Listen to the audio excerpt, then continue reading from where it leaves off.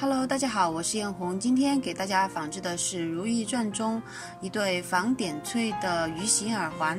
这里呢，我也给这对耳环加上了一些自己的创意在里面。首先呢，我们需要画好图纸，再将这个图纸上的部件都一个一个分开来，这样呢就得到了我们的模板了。我们的模板大概分为7个部件。再将我们的这个模板反过来画的话，就会得到我们的另一只耳环的一个模型了。我们在背面涂上白乳胶，贴上羽毛，中间的一个铁片的一个部分，还有葫芦形状的一个部分是不用贴羽毛的。贴好羽毛后，尽量在羽毛上再涂上一层白乳胶，封一个层，将刚刚的2个剩余的纸片剪下。剪出铜片的形状，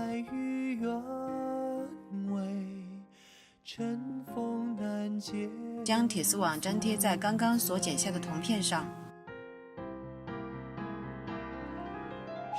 用0.3毫米的铜丝掐上丝，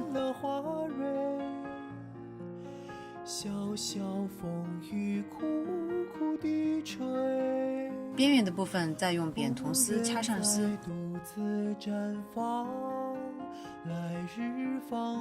等待羽毛上的白乳胶干了之后，将刚刚的点翠部分用剪刀剪下来。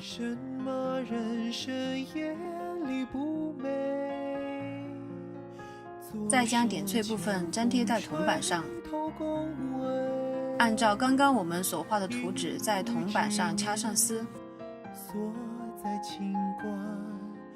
再沿边缘将我们的铜板剪下，拿一根0.8毫米的铜丝，将一端打磨成尖形，再将这根铜丝的形状弯成耳钩，粘贴在我们的鱼形铜片上。将我们的铜片和我们的鱼形铜片相结合，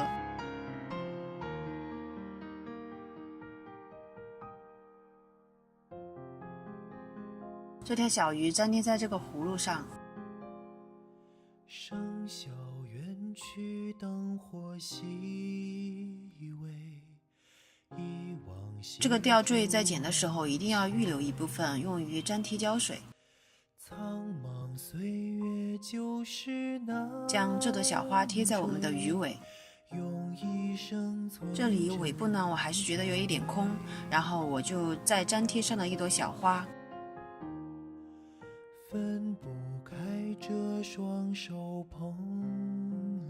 在点缀上珍珠和米珠，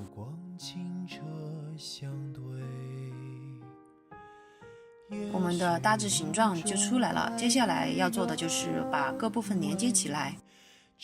这里的连接扣用的是0.8毫米的铜丝，然后把它挽成一个8字形，两边有一个金属的连接环，这里我是拆了一个金属花片，然后做的一个连接环。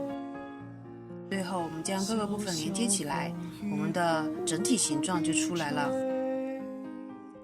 不愿再独自绽放，来日芳华。最后我们再沾上胡须。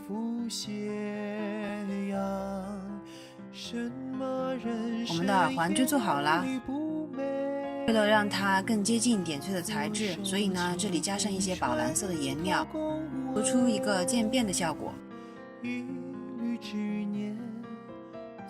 用白乳胶再次封层，晾干以后，我们的耳环就做好了。我们来看一下成品吧。记得点赞、评论、关注我哦。